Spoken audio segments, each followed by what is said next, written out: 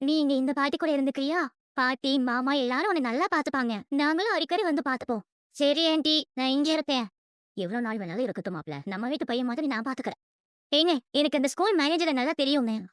ஃப்ரெஷ்ஷாயும் என்ன நடந்துச்சுன்னு ஒழுங்கா சொல்ல முடியுங்க. நம்ம ஸ்கூல்லயே போய் கேட்கிறோமே. இது போயிட்டு வந்துடா. போயிட்டு வருவோம். நீங்களா? நீங்க வித்யாவோட ஃப்ரெண்டு தானே? ஆமா. என்ன உனக்கு முன்னாடி தெரியுமா? தெரியுங்க. வித்யாவோட ஃப்ரெண்டு. ரோஹினிக்கும் ஃப்ரெண்டு தான்.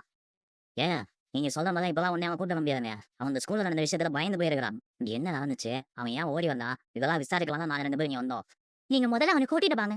இல்லைன்னா வாங்க, நானே உங்க வீட்டுக்கு வந்து அவனை கூட்டிட்டு போறேன். ஹாஸ்பிட்டலுக்கு கூட்டிட்டு போய் பார்த்து எங்க வீட்டை விட்டுட்டு வந்திருக்கோம். அவன் கொஞ்சம் ரெஸ்ட் எடுக்கணும்னு டாக்டர் சொல்லியிருக்கானுங்க. நீங்க வேணா அவன் நிலைமை பத்தி கிறிஷோட அம்மாக்கு ஃபோன் பண்ணி சொல்லிடுங்க. வேதா, அதான் பையன் பத்திரமா இருக்கான்னு தெரிஞ்சிச்சுல. அவனுக்கு ஒன்றும் ஆகலைல்ல? இல்ல நல்லதா இருக்கானா? ஆனா இன்னைக்கு ஒரு நாள் அவங்க வீட்லயே இருக்கட்டும். ஆமா, இல்லைன்னா அவனை விடவும் மாட்டாங்க. இப்ப கிறிஷ் வேற இங்கதான் படிக்கான்னு அவங்களுக்கு தெரிஞ்சிருச்சு. அப்புறம் அடிக்கடி வந்துட்டு தான் இருப்பாங்க.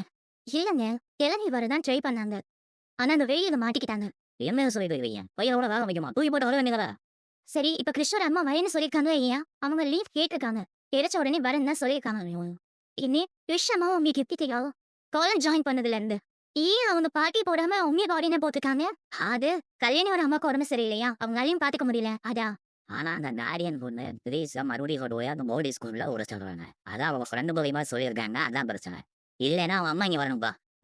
அவனோட அம்மா வர வரைக்கும் இப்போதைக்கு அவன் அத்தை வீட்லயே இருக்கணும்பா. சின்ன வயசுலயே அம்மா பாசம் இல்லாம போனா அந்த பசங்களோட நிலைமை என்ன ஆகும்னு எனக்கு தான்ப்பா தெரியும். அதை விட்டுட்டு இப்படி தனியா அவனை போர்டிங் ஸ்கூல்ல போய் சேர்த்து விட்டுருது. அந்த பொண்ணு இங்க வரணும். இல்லைன்னா யார் என்னன்னு கண்டுபிடிச்சு நான் வந்தேன். விஜயா, புக்கு சொல்றது ஒரு விதத்துல நியாயமா தெரியுது. அம்மா பாசம் இல்லாம அவன் தப்பா முடிவு எடுத்துட்டானே என்ன பண்றது? இந்த மாதிரி நேரத்துல கிரேஸ் யாராவது பாதுகாப்பு இருக்கணும். ஏற்கனவே ஒருத்தருடைய வாழ்க்கையை பாலாண்டுறது போதும். இன்னொரு பையனுக்கு அந்த மாதிரி நிலைமை வர வேண்டாம்.